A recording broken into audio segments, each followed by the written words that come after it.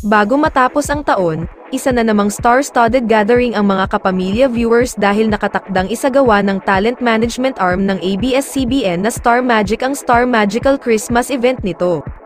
Noong linggo, naglabas ang Star Magic ng video na nagpapahayag na ang Star Magical Christmas ay magaganap sa November 19, linggo, at may stream sa opisyal na YouTube page ng Star Magic na magsisimula ng 6 p.m.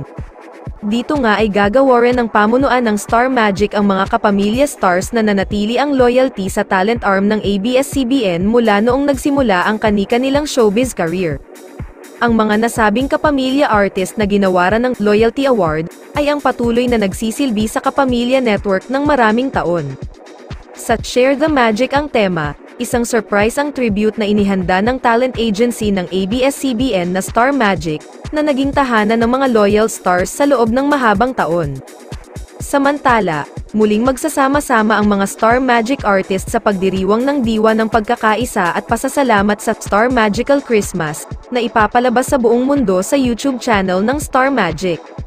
Mapapanood ng mga manonood ang white carpet event at ang pangunahing programa kung saan maaari silang tumutok sa mga kasuotan ng kanilang mga paboritong artist na may temang Pasko at ipagdiwang ang mga milestone ng Star Magic bilang parangal ng talent agency sa mga loyal artist nito.